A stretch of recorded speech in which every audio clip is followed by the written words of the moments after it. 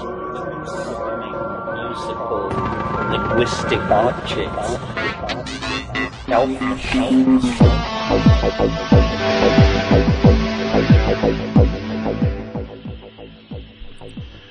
Greetings from Cyberdelic Space. This is Lorenzo, and I'm your host here in the Psychedelic Salon.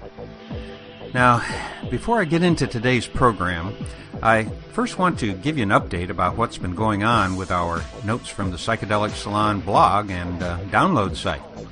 As you already know, if you've been following this saga on my Facebook page, there was a major equipment failure at the DreamHost data center where our site has been hosted since 2006. And even though this took place about 5 days ago, they still have not been able to fully recover our website. Fortunately, however, the folder where the actual podcasts were stored has been recovered. And what that means is that anyone who picks up these MP3 files via iTunes or some other RSS feed aggregator can still download all of the podcasts. At least they could a few minutes ago when I last checked. The main reason that it's still working is that while I've been using DreamHost as my primary download site, the RSS feed remained with our original hosting company, and that site has never gone down. The problem right now is that DreamHost is unable to fix the WordPress blog with the program notes, which is where many of our fellow saloners downloaded these podcasts each week. The good news is that thanks to our fellow saloners who either made a direct donation to the salon or who purchased a copy of one of my books, I've been able to put aside enough money to go ahead and get our own dedicated server, which of course will be located at our original hosting company. So it's probably going to take a week or more to get everything transferred and reconfigured, but in the long run I think you're going to find a nice improvement in the service you get from the salon's website. And without the assistance of you incredible donors, this could not have happened. I guess that it's fortunate that the Burning Man organization screwed up their ticket purchase lottery, because I was able to use the money that I'd been setting aside from donations going way back to last August, and instead of using them for the Burning Man Festival, well, instead I used it for our own dedicated server. So my heartfelt thanks goes out to all of our donors, current and past, for helping to keep the salon humming along. Hopefully I've already contacted each of you individually, but if not, I apologize and offer my sincere thanks for your support. So now let's get back to podcasting. After a somewhat long interlude, I'm now today going to get back to playing another recording of some old Terence McKenna material that I picked up from YouTube. And it took place sometime in June of 1992 during the 12th International Transpersonal Conference in Prague. And if the stats on the YouTube site are correct, about 800 people have already heard this, as it's posted there under the title of Prognosis. And what I'm going to play today is the first section of this video that begins with a conversation between Terence McKenna and Ram Dass. Then that is followed with an interview with Angela Sarin, who Terence McKenna describes as a professional in the field of neo-shamanic anthropology. As it happens, I actually have the VHS videotape of this, but until several of our fellow saloners pointed it out to me on YouTube, I'd held back on podcasting it since I was unsure of the copyright limitations. But since it's now available online, I felt that it would do no harm to pass it along here in the salon. And on our Notes from the Psychedelic Salon blog, which you can get to via psychedelicsalon.us once we get our site transferred and operational again, I'll post the link to the video, which you probably should watch in order to get the full impact of the conversation you're about to hear. The first of which is between Terence and Ram Dass in a somewhat noisy Prague cafe. And besides being able to watch the facial expressions on these two interesting people, you'll also be able to see the parts that I've cut out for clarity. You see, at a couple of points during their talk, a waiter appears who, he must have been put up to this to play a strange but humorous role in the video. But without the images associated with his dialogue, it seems kind of strange when you just listen to the audio part, which is what I'm going to play for you here. However, before I play this interesting recording, I first want to read part of a comment that one of our fellow saloners posted about my previous podcast. I think you'll find it interesting. On April 10th, a fellow saloner named Levi posted a comment about my last podcast, which featured Bruce Damer in a radio interview where he was discussing the Occupy movement. And here's what Levi had to say. I have been patient with Lorenzo's Occupy Wall Street segments because the shows still have featured some Leary, McKenna, or something in that vein. This one, however, lacks that perspective altogether. I think it's very important to have the Psychedelic Salon. This is where we learn about our inner minds and what potential is there. We learn things here, and then we go out to the world and participate in things discussed by Bruce, etc. But if the salon turns into just another political soapbox, then we've lost something truly special. And then in parentheses he closed and said, and to put my above statement into perspective, I certainly side with Bruce and Lorenzo's politics for the most part, so my old man grumpiness is not because I oppose your views. Just keep them to a smaller segment on the show, please. Well, Levi, you may want to skip listening to the rest of this podcast as well. You see, even though the first part of it is a recording of a conversation that took place in Prague over a decade ago, and even though the conversation is between two certifiably psychedelic thinkers, Terence, McKenna, and Ram Dass, I'm afraid that if you listen closely, you're going to think that they too are focusing on the Occupy movement, even though it hadn't even begun yet. The way I see it, while I am a firm believer of the importance and necessity of reintegrating psychedelic medicines back into human culture, I also think that there is much more to the experience of being in a psychedelic state than simply learning about our inner minds and what potential is there. After all, hey, what's the use of potential if we don't put it to some use?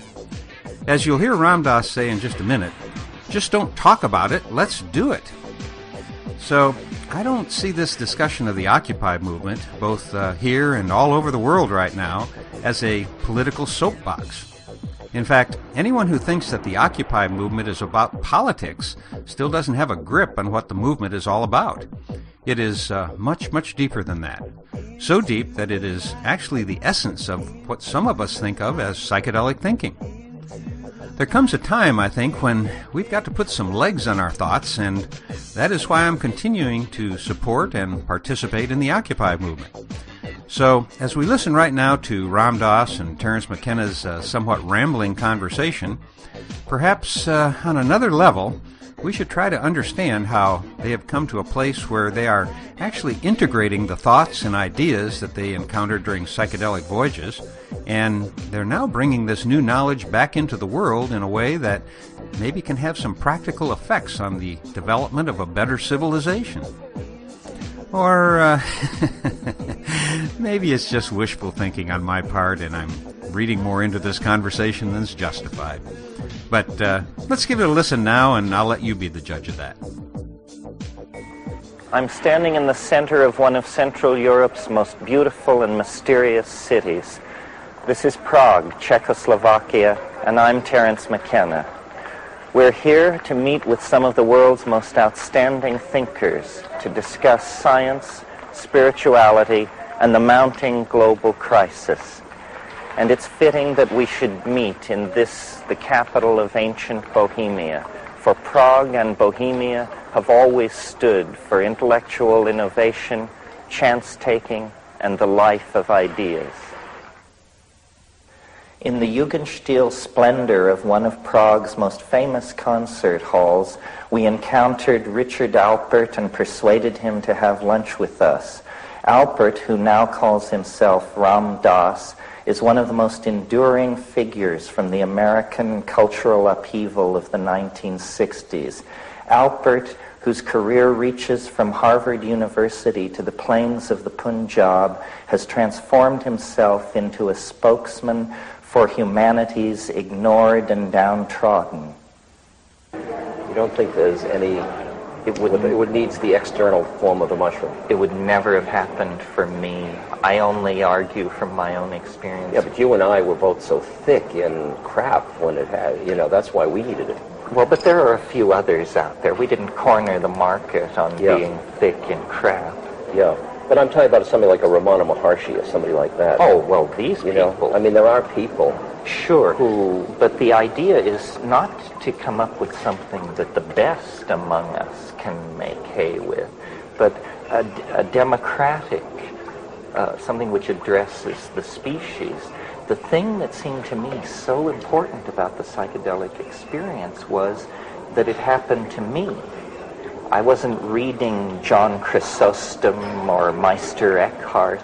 Exactly. Of course, those guys. Right on. It happened to me. It happened to me. Yes. And so I assume that I am a very ordinary person. Therefore, if it happened to me, it could happen to anyone, and that's really a questionable. That was a set of assumptions there.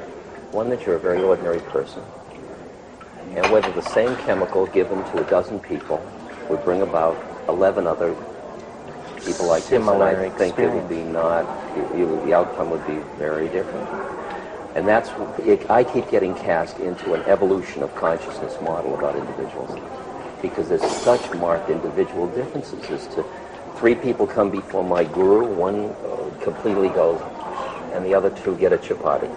And people take psilocybin, and some go like that, and they go like that, and some go like that. Well, don't you think a good metaphor for it would be sexuality? Apparently there are some people who can kind of take it or leave it, and others of us, it rears its ugly head with great presence. Yet everybody has to come to terms with it. I notice as I get older, I move from one of these categories to the other. It leaves so much space in my life. I don't know what to do with my free time. I hope it never happens to me. Just clinging. Just clinging. No, just aspiring to cling. Actually, I live the life of an ascetic. It's my aspirations that are pulling me down. Well, see, the nice thing about this evolutionary argument is that you can sort of make the snake take its tail in its mouth. Exactly. Because it does. The escape is not into some science fiction future. No. It's into an archaic recursion of some sort. We once knew everything we need to know. Yeah. So what we are trying to find out is lost knowledge, not new knowledge. And if you direct people back toward 10,000, 20,000 years ago, they see a kind of completion that an open-ended future is... It seems to me it's a confusing thing to use time in that way, because it makes the artifacts of that period seem to be valued as opposed to the artifacts of this period. And it seems to me that, I mean, whether you call it not science fiction, but science fiction can also be very compassionate. It can be very historically relevant. It doesn't have to be... it's just using a different set of artifacts to work with, so... Well, for instance, I see most of what's happened in the 20th century as being unconsciously driven by this fascination with the archaic. Fascination with the archaic?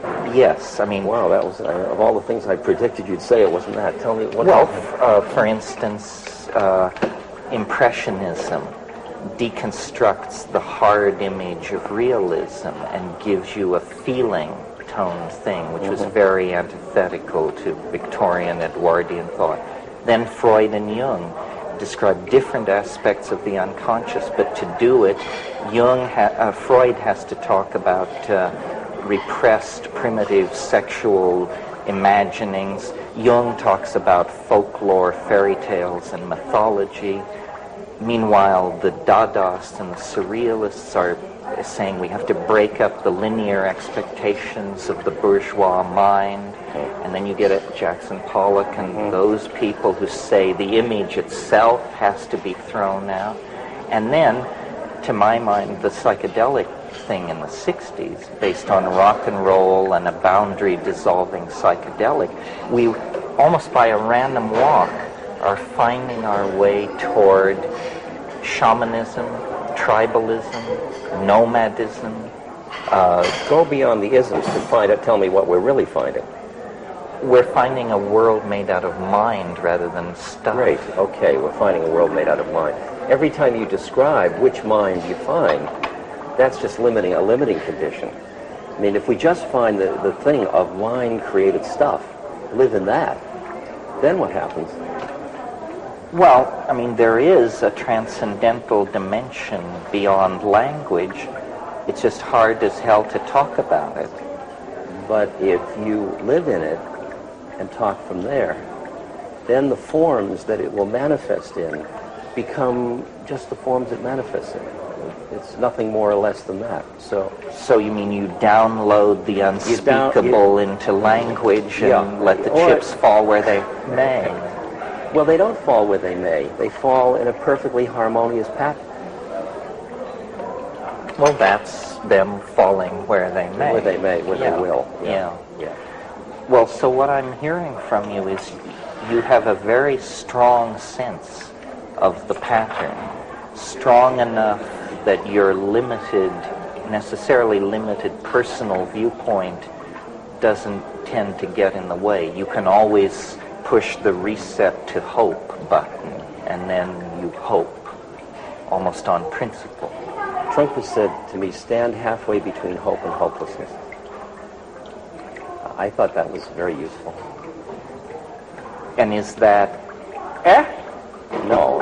What is it? It's awe. It's the ecstasy of total horror and total beauty at the same moment. That's what I feel again and again, Terence. When I'm with somebody dying of AIDS, my God, my heart's breaking. It's horrible.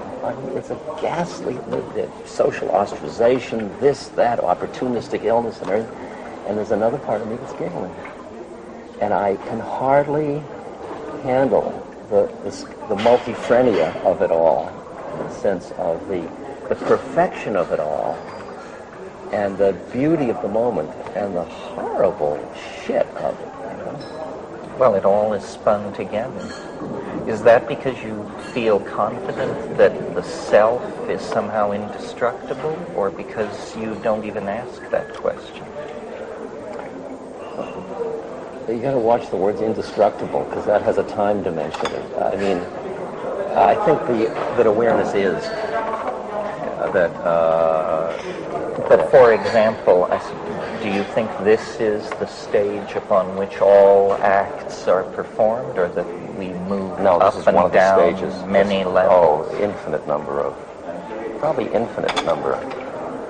Because I just look into two minds and I see two different ones. And those are all on just this one. No, I feel like I have this friend Emmanuel, you know, this spook that has no body. And Emmanuel's two lines to me were, death is absolutely safe, first thing. That's a very profound statement. And the next thing he said, it was like taking out the tight shoe. And then I said to him, Emmanuel, what am I doing here? Who made this error? What am I doing on this plane? He said, you're in school, why don't you try taking the curriculum? And the curriculum is? Life. Any life? It means the exploration of the clinging of mind within the world of projected form. So the exploring life. It's the exploring life with it's purposive in the sense of returning back into the Garden of Eden. It's a return. There is a return metaphor underlying all of it. And I'm sure you're asked this all the time, so am I. Maybe we give different answers. Do you think that this can be done without psychedelics fast enough to have an impact on the global situation? I could conceive that it could be. You asked, do I think? I don't really have an opinion whether it will or won't. But I could see it go either way. Well, I mean, like John Seed said to me, it's too late as far as the rainforest is concerned. He says the inertia is too great in the whole system. It's too late. So I said, okay, John. I mean, it was the first time somebody said it to me just like that. He said, it would take a miracle. I said, oh, that threw me back on whatever that was. And then he said, but after all, he said, we came up out of the ocean and came onto land. He said, we have quite a lineage of miracles. I wouldn't underestimate it. That was a nice one. Well, so my question to you is, are psychedelics a miracle? Psychedelics are a miracle, yes. They may not be the only miracle. Are they the miracle we need? I don't know that. I don't know that. I think they may have already done what they were to do. Really? That's interesting. I think I've never heard anybody I think say what is done is so much more powerful than anybody yet recognizes. See, I see that all this destruction is just the process of transformation. The question is whether we'll keep it together in the process of transformation. And that's why all I'm interested in doing is becoming a person and helping others become a person who, in the process of the dramatic stuff, will keep some equanimity and there's some love and some presence in that process. But psychedelics may play a role in that. So you're right, that comes back to your question. Well, see, my assumption in trying to think about thousands of psychedelic trips rather than just mine, what they seem to do generically is they seem to dissolve boundaries. Yes. And the ego is in the business of creating, maintaining, and defending boundaries. So I really see the psychedelics as directly intervening in the core process which is running us over the edge, which is our inability to emotionally connect with the consequences of what we're doing. If for a single moment we could feel what we're doing, we would stop. I understand. But we do not. It's interesting because you take images that all of us know of the girl running down the street naked in Cambodia, or something like that. And we say that wasn't strong enough. It won the Life of the Year award, but it wasn't strong enough. It didn't stop everybody and say, holy shit, what are we doing here? So what would be strong enough to do that? And you say, well, psychedelics, but it's in a one-on-one thing. I mean, we're talking major game players at this moment. Put China into your computer. How do you deal with that? I mean, either you're spraying it, or it's butter, or it's some other level of consciousness that does it. There is a certain level of trauma that's possible that can soften the ground. Right? Not 3 Mile Island and not Chernobyl, but I mean, I don't want to create this with my mind, but I can imagine a certain trauma, like in Marin when they ran out of water. It was interesting. Suddenly all the ego barriers and everything, and neighbors were talking who'd never even met each other. People were taking and showers together. A whole process was happening. I'm sure marriages, babies were conceived, everything as a result of that trauma, of that denial. So a massive, significant trauma. I just got to tell you one scary image. There's a saint in India who lived up to about 1930, I think, or something. And one of his devotees said to me, one night he was sort of looking off in the distance, and he said, there'll come a time, he said, when you'll walk 5 miles, and he said, you'll sight the light from a fire of another person, and you'll be so happy to know another person exists. Quite a prediction. Isn't that quite a prediction? Yeah. It's in there. It's just in there somewhere, Interesting. Can I ask you a personal question? You can ask me anything you'd like, Terence. It's not a personal question to you. It's a personal question from me. How do you like having the projection of special identity constantly laid on you? It's a sadhana. It's my practice. That's a good answer. Although you didn't say how you liked it. I like it to the capacity I have to transpose it. If I can't, sometimes these are going very fast, and to just keep it transposed, then I love it. I love it. It's like a fire. If the minute I start to lose it, it's a fucking drag. It really is.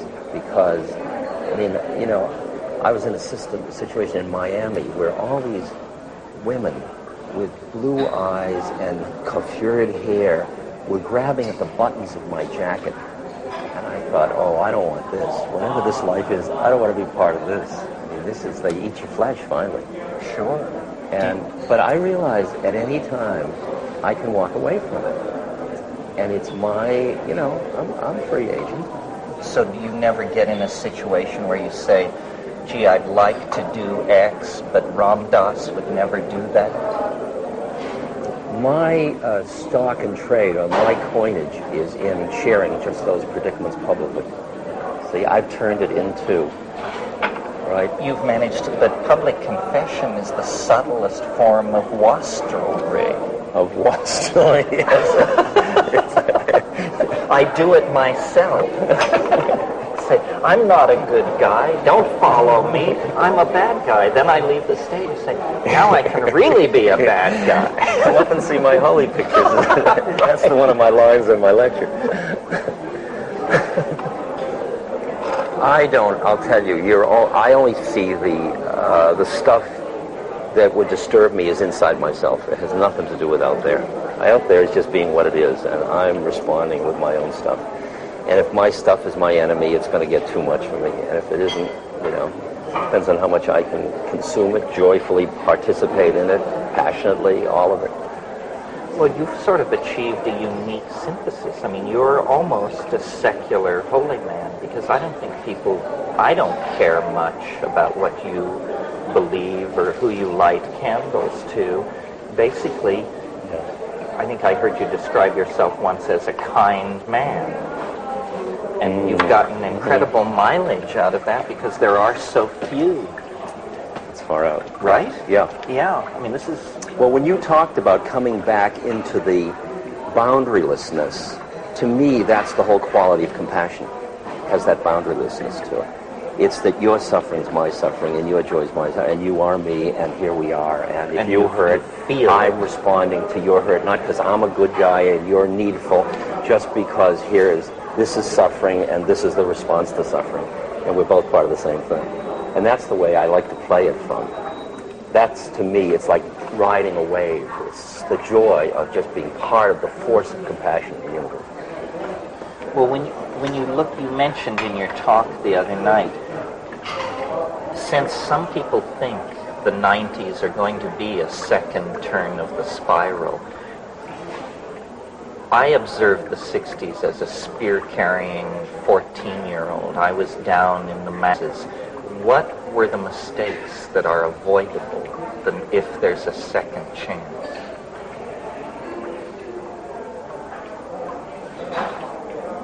They're inevitably going to be avoided. The first mistake was idealism. The first mistake, and the mistake was thinking that because you had seen it, you could just go like that and everybody else would see it. And you could just say, it's all love, and then everybody would love. I mean, it was a naivete. It was naivete. It was not working on ourselves deeply enough to be without the clinging of mind that made us try to use it. It was our lurking righteousness that got in our way. Can you make a revolution, though, without an inner righteousness? That's the far-out question of where would the action come from? And there's this line in Buddhism that says, out of emptiness arises compassion. And what I experience is that there is a way in which I can sit down in front of a truck or feed a person or go make love or go surf, and there is an appropriateness in every one of those acts. And for me to hear that, I've really got to shut up. And my work is to keep shutting up, to hear which one it is. And if it is a revolution, so be it. Mm-hmm. So be it. You know the story of the monk and the army general? And the army general's disemboweling all the monks? And his reputation has spread far and wide as a cruel, cruel man. And he comes into this village and he says to his adjutant, tell me what's happening. And the adjutant said, all the people are frightened, they're bowing down to you. All the monks in the monastery have fled to the hills but one monk. And the general was outraged about this one monk. And he gets up and he goes to the monastery and he pushes open the doors of the monastery. And he walks into the courtyard, and there's the monk standing in the middle of the courtyard. And he walks up to him and he says, don't you know who I am? I could take my sword and run it through your belly without blinking an eye. And don't you know who I am? I could have your sword run through my belly without blinking an eye. That's great. That's the place from which revolutions can heal, rather than just starting the cycle all over again. then this is the place we never found in the 60s. I mean, I've always said it was all well and good. We reduced it to revolution, and although we had the taste of evolution, we reduced it to revolution. Well, in the day they came with machine guns, we didn't stand like that monk. Everybody said, "Oh my God, you could get killed playing this game." And I flew to Laos and India for 3 years. But already we had produced the they by being so busy being we. True. Because so that they even noticed we. The fact that they noticed us was because we were busy beings. We were busy making statements instead of just being it. So maybe, I mean, this is just occurring to me, that being in a place like Prague, the real thing we have to learn here is how to make velvet revolutions, non-confrontational. Exactly right. Exactly right. That's why I admire Havel so much. That's why he's way up there in my, because he's a compassionate leader. He's got wisdom, not just knowledge. He is tuned. There's a quality of his heart that feels present. And he said in this op-ed article, I just read his letter last month. I've read it too. And you know, at one point he said, we have to allow the naturalness to come back, the personal stuff, the heart stuff. I mean, he was right there with all of the. Do you see, I mean, I don't want to put you on the spot, but I don't, let me preface it by saying, do you see anybody who could play that role for the millions of kids in England and the United States who are now asking, where do we go from here? No. Is that good or bad? I guess the situation hasn't demanded the emergence of that being it. Of those kinds of... Because it can't be anybody that comes forward and says, I'm it. Oh, no. It has to be someone who the people But the situation say, can demand the formation. I mean, you watch, does the man make the time or does the time make the man? You know, and you can feel how what took a certain person 20 years, like to ride a bicycle, somebody later on can ride a bicycle like that because the whole culture rides bicycles. There's some, like, a process where the situation emerges where the person has to come forward and they're just forced out. I mean, I go and I look at all the senators that are running for this or that, and I go to breakfast with them and I listen and I tune. And Jerry Brown I hung out with, and I said, you know, he's got interesting ideas, but as his heart, my God, he's got work to do. This poor guy, he's suffering so much. And I love him, and I want those ideas out, but I want him to work on himself, you know, and so I don't do you really care in terms of political terms whether Jerry Brown makes himself palatable to an electorate? I care because I work with the Mayan widows in Guatemala, and I feel like I'm representing them, and our government, our administration's policies are killing them and their children and their husbands. And some way I've got to play my part as a member of a society that is imposing so much suffering on so many people. I can't just walk away and say, oh, I'm helping the nice Mayans. I've also got to realize I'm an American citizen that's hurting the Mayans, and I've got to play both games to change one way and to do the other thing. So there's a kind of, not to go egghead here, but a kind of coincidentia positorum, because on one level what you're saying is, it's all right, don't worry. And on another level, you clearly are involved in a search for defining your role, where you would do some good. Optimum judo move. Optimum judo move. So it isn't enough to just say the system will take care of itself. But I am part of the system that is taking care of itself. So it's a sense of acting without acting through self. It's being not identified with the actor and not being identified with the fruits of the action. To me, one of my basic texts is the Bhagavad Gita, and those are the two injunctions. Mm-hmm. And I really hear those. And they're very weird. How you do an act when you're not identified with being the actor and you're not attached to the fruits.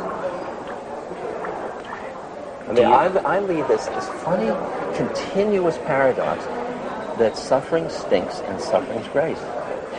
And I live with both of those all the time. Well, I think most people do, don't you think? I think most people have taken a position. Oh, that suffering is bad, they hate it, they want to keep it away from it. Or that it's grace and it's, lovely.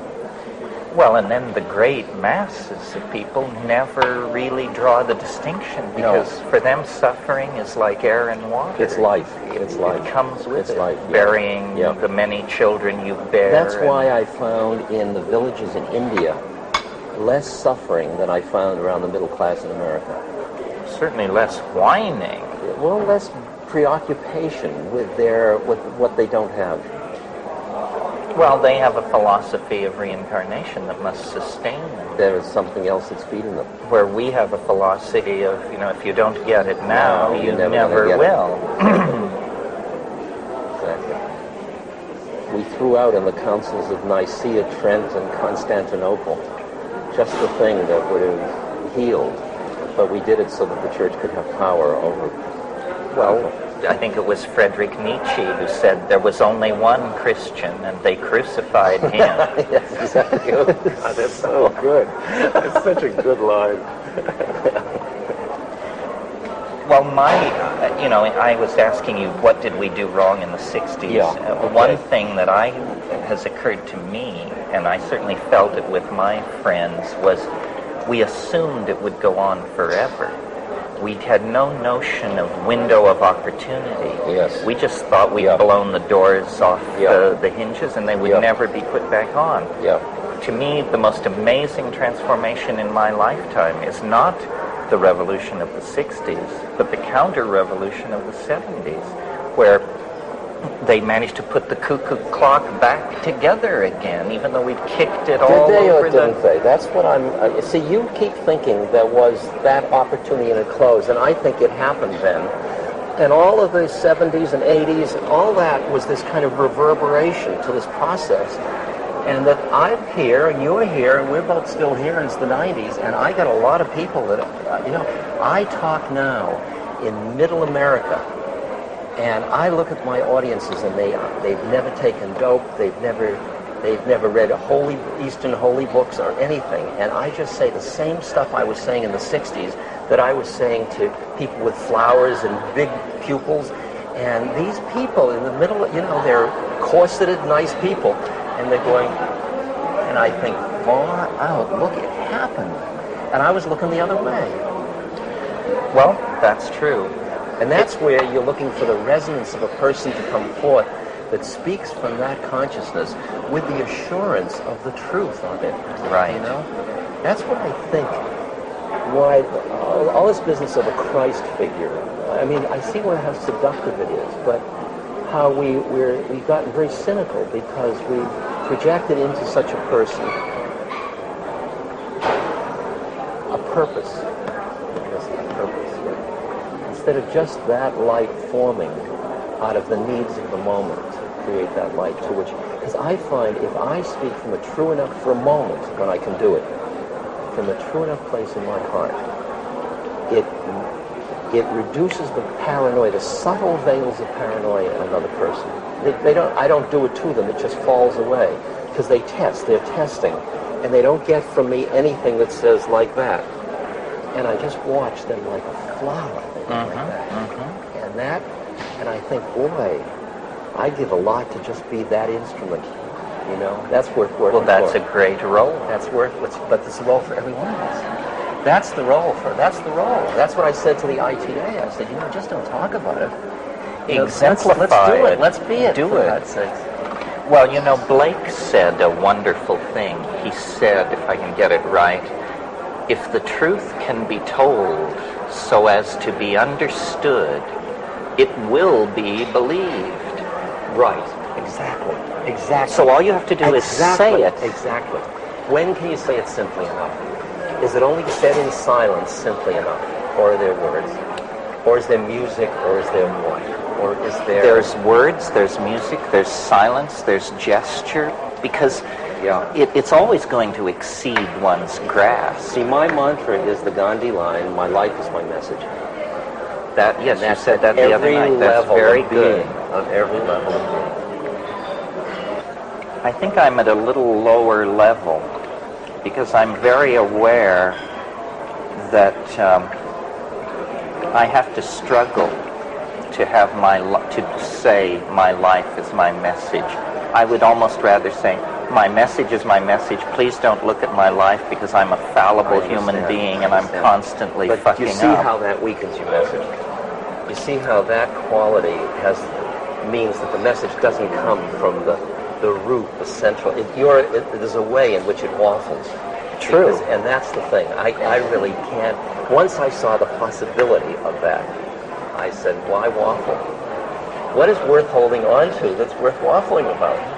Well, I once said to Leo Zeff, I'm sure you knew Leo, I said to him in a meeting, I said, Leo, you're finished, you're completed, you're baked. Me, I'm half-baked. And I hope that the rest of my life will finish the baking process. You're not half-baked. That's what's interesting. I mean, when you and I talk, you and I hear each other perfectly. Truth. And so where are we hearing each other from? I mean, then we each play our game the way we play our game, and you can play your game saying I'm half-baked. That's your strategy if you choose. It's a mercurial strategy. Yes, I understand that as such. Here's to Mercurius.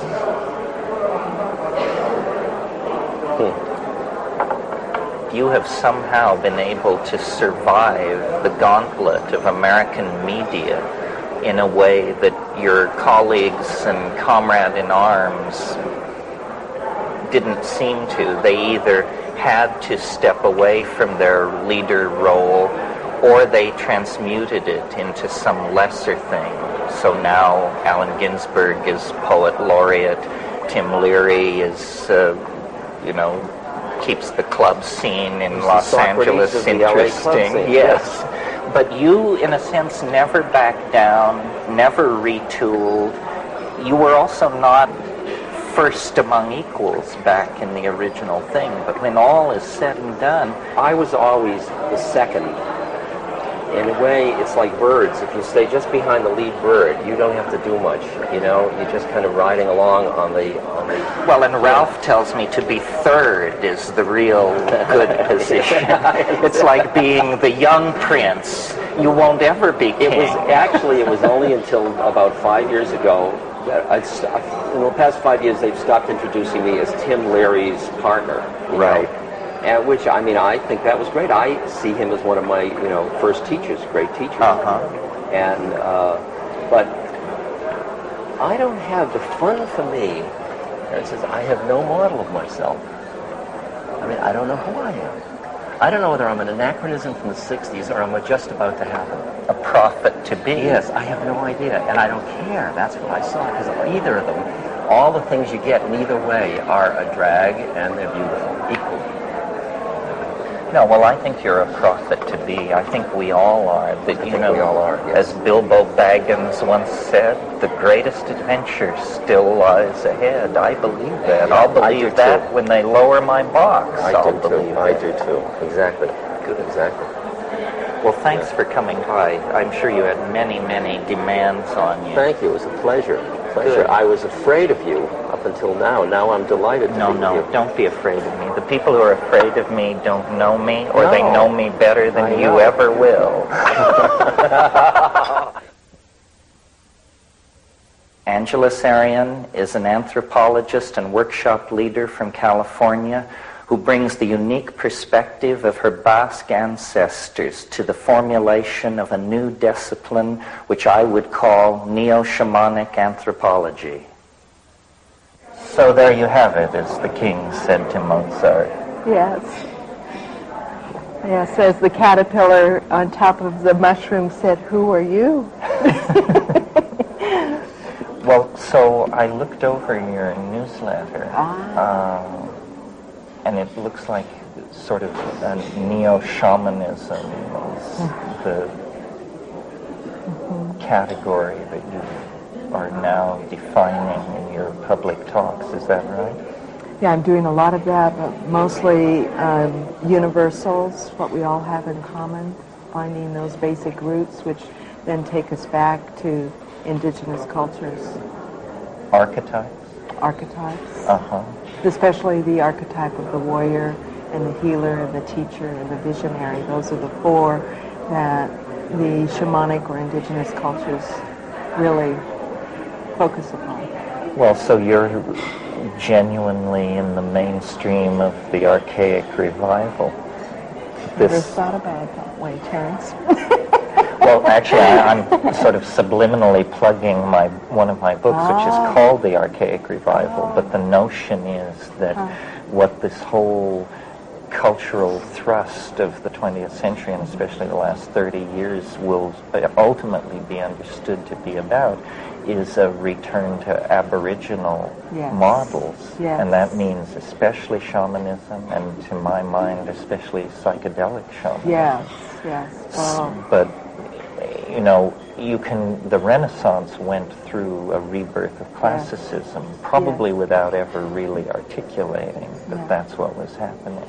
But I think this shamanic or Aboriginal ecological feminine partnership impulse is now pretty explicit.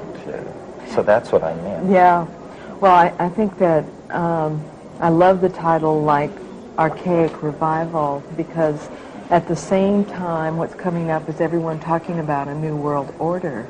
Right. And yet in order to understand what constitutes a new world order, we need to take a look at what the current world order is. And so we really have essentially four worlds. We have the industrialized first world, and we have the socialist bloc, which would be the second world, and we have the third world countries, which are really the developing countries like Brazil. But the fourth world is really the Aboriginal indigenous cultures that are within cultures but don't have the same kind of rights. And the first three worlds say that the land belongs to the people, but the fourth world says that the people belong to the land.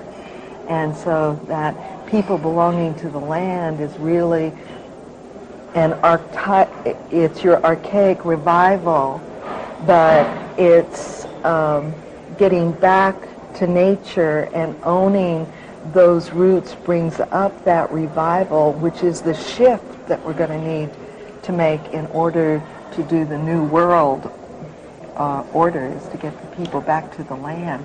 Well, it's too bad that there's no place in the world where that Aboriginal position is in a governing position. Starting for the first time in the last 3 years is the establishment of the World Indigenous Council. And this summer in July is the first time that there will actually be a vote to have a seat on the United Nations where there will be representatives from each of the world indigenous peoples. And so I'm real hopeful. Really? About that. You mean every Amazonian tribe could potentially have a delegate in the UN? Or that they themselves could have a council and vote who would be their best representatives as a bioregional. Well, you know, there's some phrase in Latin, I can't remember what it is, but it means that he who does not expand his borders will have his land taken by somebody else. Yeah. And this was the theory that drove colonization in South America. All of these countries like Peru, Colombia, Ecuador, Venezuela actually encroach on a vast Aboriginal core of that continent, which should be self-governing. Yeah. And were it self-governing, it would be a tremendous... Huge force. Yeah. It's amazing that I really think that for the last 20 years there's been this whole east-west bridging, but we're really starting in the last 5 years to this north-south kind of bridging, and I really feel that that the Latin American countries, which there are 12, plus the indigenous force countries, that the northern force would be Europe, Russia, Canada, but the whole southern force is like Africa, Asia, and the Latin American countries. And so that whole force and those two forces really coming So together. even though you're a spiritual teacher, you talk global politics like a State Department second string. I do.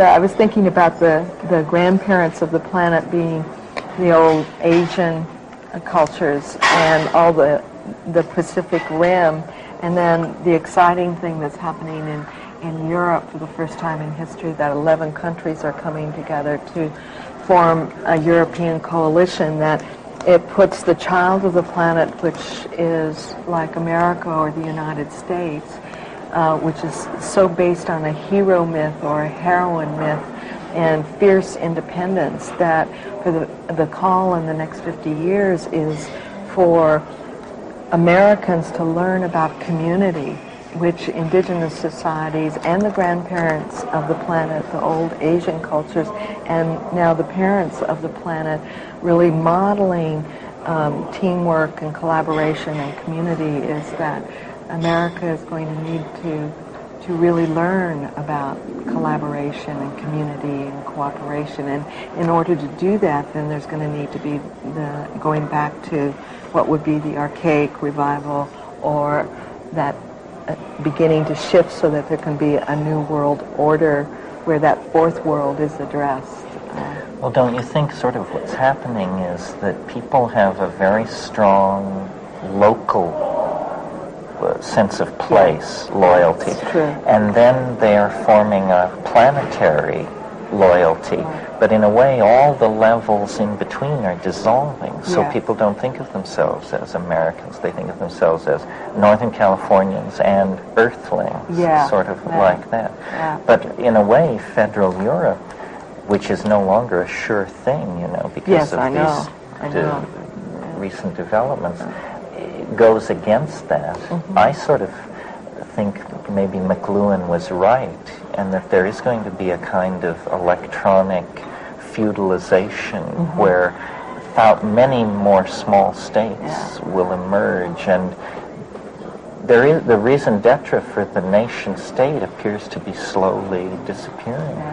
And the states, I think the crisis that came to Marxism is coming now for the republicrat oligarchy in America. Yeah, I think you're right.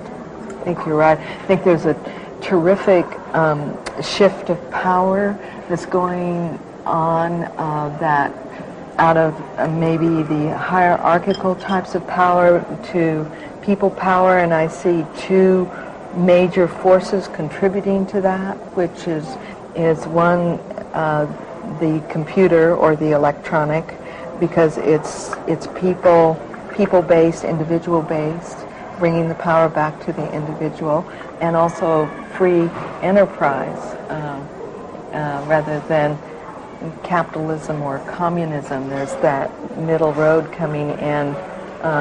So I think that when we take a look cross-culturally at the three kinds of power, or the power of presence, or the power of communication, or the power of position, the willingness to take a stand, is that it's going to be very important to see how those shifts of power really are going back to empowerment of the people. So what are you looking toward in the future, personally and globally? I've been doing a lot with taking a look at what's found that's similar in all art globally, because I feel that what humanity consistently creates in art is really reinforcing deep spiritual processes. And so what I've found is that there are 5 shapes that are found consistently in all art globally. And one is the circle, and the other is the cross, like the plus sign, the equidistant cross, and the triangle, and the square, and the spiral. And and you can see them all here in Prague, everywhere you look. I mean, and all the decor are those repeated over and over and over again. So I began to look cross-culturally to see if cultures attributed the same meaning to those shapes, and found that 92% of all the cultures attribute the same meaning to the circle, which is the process of individuation, or to the cross-relatedness and interconnection and interface, and the square stability and foundation setting, and the So does this imply a genetic syntax of form or something like that? I think that it's part of the archaic revival, in that there would be a cellular, deeply cellular imprinting of some kind. Well, that's what I mean by genetic. Yeah, I really do. Or the triangle being the visionary or searching, seeking, questing process, or the planning, dreaming process, and the spiral being the need for variety, or the need for change, or growth and evolution. So it's been really wonderful. It's part of the new book that's coming out called Signs of Life, and showing how those images come up in all of the continents and are also found in literature and poetry, and put all that together in one place. So do you spend much time thinking about the future? I do. What's your take on? I think that it's exciting for me to think that we're being called in the next 50 years to our own creative fire, that we all have salvation myths and we all have doomsday myths, but there's a whole body of myths in mythology that have been totally overlooked that I think we're being called to, which are creation myths. And what are the creation myths but stories about how to build new worlds internally and externally? And I think that for 2,000 years we've done the polarity dance, and we're moving into a both-and world rather than an either-or world. And I'm excited about the future, that if we can really move into the wisdom of the plant kingdom, and if we can move into the deep wisdom of nature as a mirror of our own nature, that and remember our creative fire, I think it will be a wonderful time in history. I'm so glad I was born at the time I was born to be a part of this evolutionary renaissance. How do you see it happening? I mean, do you see a breakthrough with technology or an abandonment of technology? Do you see pharmacological engineering? Do you see new religions? Do you see... In other words, it's easy to hope, but very hard to get the details in focus. Yeah, I think that what I see is that there'll be both the bridging of the natural and the technological. So a more cellular technology, a more organic infrastructure. For sure. And I think that computers are here to teach us about those organic structures. I think that we're learning different kinds of systems to really see what are the inherent systems within nature and within our own nature. So to the degree that we can mirror nature, we can re-spiritualize, re-humanize technology and interpersonal relations. I come right down the line on that. I mean, that sounds, and to me, psychedelics are just simply the best catalyst, but anything which works should be pushed to the limit. Yeah, absolutely. And I don't know, I was just thinking that somehow we've got to think about possibilities. I was thinking about in the Rosicrucian era, which is very close here to Prague, is that they would often say you can count the seeds in an apple, but you can't count the apples in a seed. And I think we're moving in that era where we really, think of the possibilities and the seeds that we have been planting, or the fact that computers are teaching us about instant feedback or instant response and acknowledgement, and that the power of acknowledgement and feedback to allow organisms to grow. And that's why children are, in many ways, know that instinctively, that they're mesmerized by, that they can get a yes or no or go back or fatal error or whatever it might be. Well, it's a kind of explicit hardwiring of our own unconscious. Yeah. No more do we create cultural artifacts that are simply our furniture, but now our thoughts, Yes. our values are embodied in this stuff. Yeah, it's it's very exciting. It's very exciting. Yeah, it's it really very is. exciting.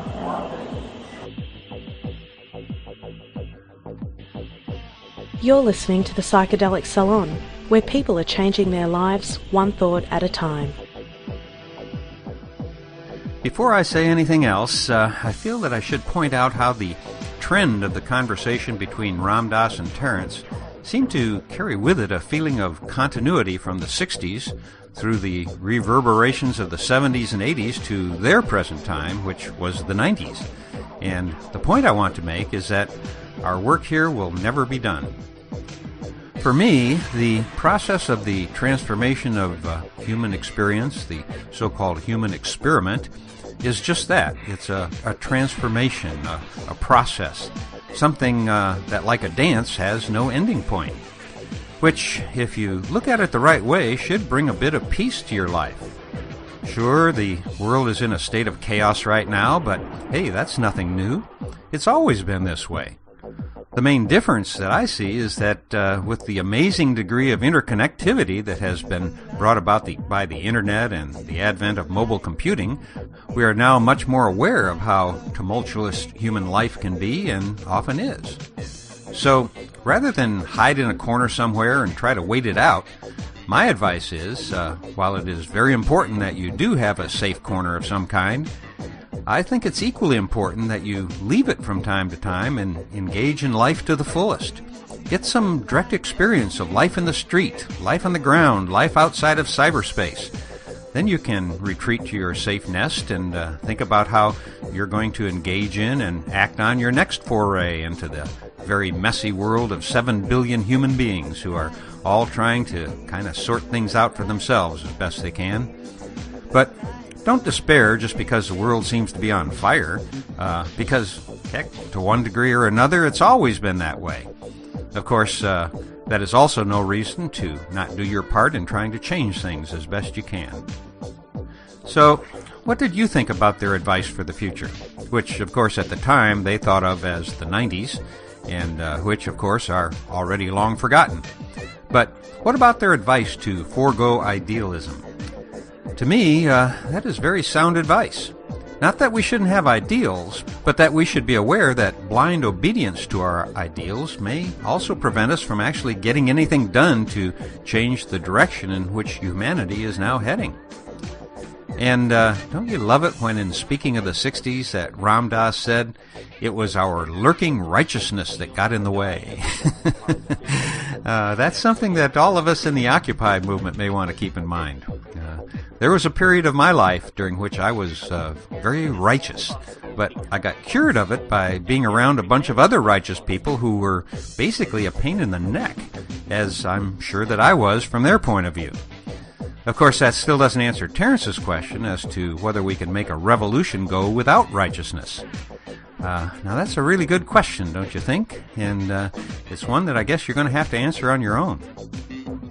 So, do you find it more rewarding to talk about the indestructibility of the soul or awareness, as Terence and Ram Dass did in the beginning of their conversation?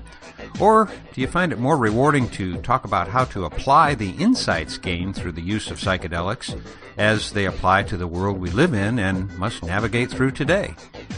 I guess it depends upon your demeanor, and to be honest, there have been times in my life when talk about the potentially eternal aspects of awareness was all that I wanted to focus on. But now that I'm getting older and the specter of death is more than a remote possibility, I find that talking about things that ultimately are unknowable, at least to me, aren't nearly as interesting as trying to figure out how to prepare young children for life on this planet 40 years from now. And that's why talking about the issues surrounding the worldwide Occupy movement hold more interest for me than speculations about life after death or the origin of consciousness. If you think about it, even if you're only 20 years old right now, how did your parents prepare you for life today? It certainly wasn't with a view of iPhones and the internet in mind, because not many people even considered the possibility of such things 20 years ago. Yet, here we are, all surviving to one degree or another. So, what basic values and lessons did we learn in order to be better equipped to cope with today's world, and how can we help those who will come after us to be better prepared to carry our species forward for another 1,000 years or so? To me, it's by extracting the insights learned during psychedelic explorations and then applying them to everyday issues that the value of the experience, psychedelic experience, I think, can actually be found. And while that may include an occasional foray into politics, I still think that the Occupy movement is much larger than that. To my way of thinking, 1,000 years from now, some old guy sitting in a little room creating a podcast might just be tempted to say that the Occupy movement of the early 21st century was the ultimate psychedelic trip. But I admit that the odds of that are extremely long. And for now, this is Lorenzo signing off from Cyberdelic Space. Be well, my friends.